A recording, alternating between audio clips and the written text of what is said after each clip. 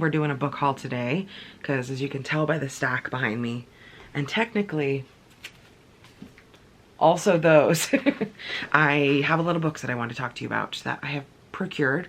And this time I did things a little differently. I decided that I was not going to add them to my shelves at all, which might seem normal to some people, but typically what I do is I'll haul books, I put them in my spreadsheet, and then I just put them on my shelves.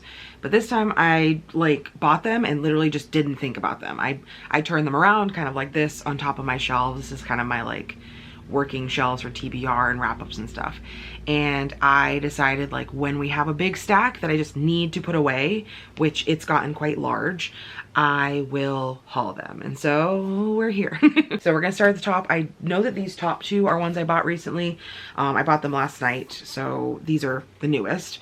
I got Witches, the Complete Collection, which is a manga collection, and it's an award-winning collection of interwoven tales of witchcraft. Considering we're in spooky season, we have been for a bit, I also wanted to potentially read this in October, so we will see. And then the other one is just another installment in a series that I've been reading. This is Kaiju number 8, volume 8. And if you're unfamiliar, this is a series about a man who is able to transform into a kaiju, which is not something before known about. So it's a very specific situation that he has to navigate now. And it's a series that while we're 8 volumes in, I am still very interested in, which is not common, at least for me. The next one here is a horror book that I'm going to try to read this month, but I'm not making any promises. This is Schrader's Core by Scott Lee. Person whose father dies, and then he discovers that he left the keys to the family record store and also a strange black case containing 4 antique records that, according to legend, can open a gate to the land of the dead.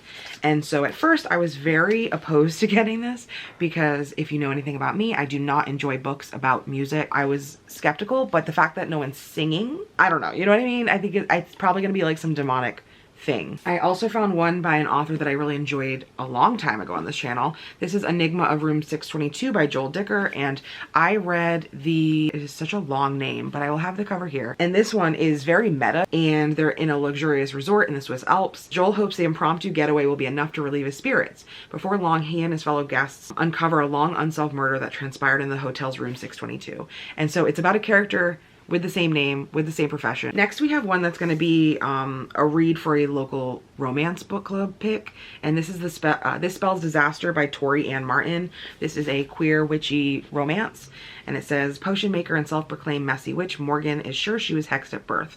Not only did she drunkenly offer to fake date the woman of her dreams during the biennial New England Witches Trust Festival, but Rory, spellcasting champion and brilliant elemental witch, has accepted.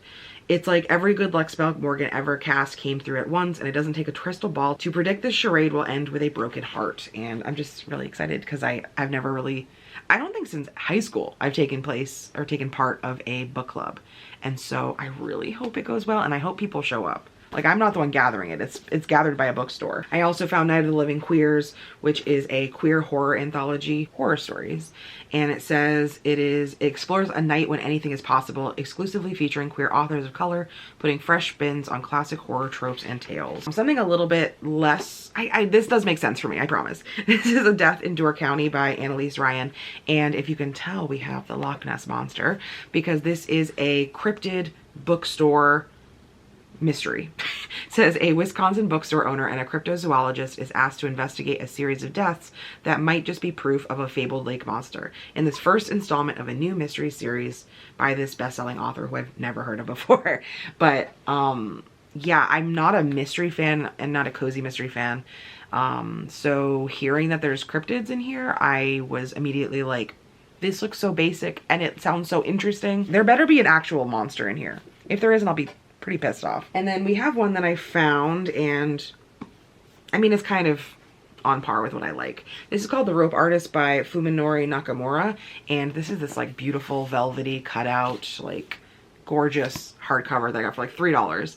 It says, the aftermath of a murder of a bondage teacher reveals the darkest corners of the human mind in this chilling new mystery. I believe there was a shibari death. I think they were tied up in shibari and then they're found dead, and then the cops that go to investigate it, I think one of them also finds out that they're into this kind of thing. It kind of borders that line between sex and death, and so I don't understand which direction it's going to go, but I'm very interested. This is Afterglow, climate fiction for future ancestors. It is a stunning collection of short stories in which writers from many different backgrounds envision a radically different climate future.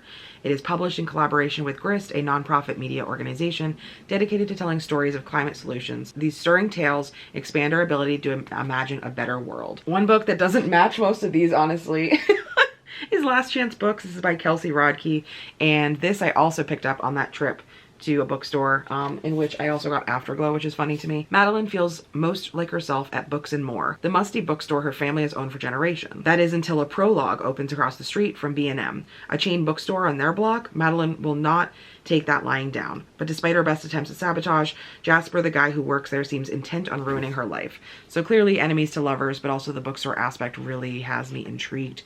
I love a good book about books, especially a romance. And something that I'm going to be very highly putting on my list this October is episode 13 by Craig Deluy and this is about a found footage show. Fade to Black is the newest hit ghost hunting reality TV show led by husband and wife team Matt and Claire, and it features a dedicated crew of ghost hunting experts. Episode 13 takes them to a ghost hunter's Holy Grail, the Paranormal Research Foundation.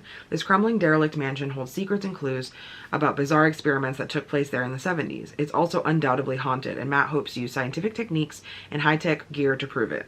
But as the house begins to slowly reveal itself to the crew, proof of an afterlife might not be everything Matt dreamed of. I am super excited for this one. I love found footage. Some of my favorite movies are found footage. Anytime I can find found footage in books or in media in general or mixed media stuff is really intriguing to me. I know there's a lot of like episode notes here, and I think there's some like, I don't know, it's all over the place, and I'm thrilled. So that is the enormous stack of books that I have hauled recently. Hopefully you recognize some of these. I tried to get some newer releases this time because I'm trying to buff up a lot of the like queer and horror titles on my shelves, as well as some things that I haven't heard anybody else talk about. So hopefully I am shedding light on them for you as well. But thank you so much for watching, and I hope you enjoyed the video. Let me know in the comments if you've read any of these or if you have any new release recommendations. I'd love to hear them. But otherwise, I will see you next time. Bye.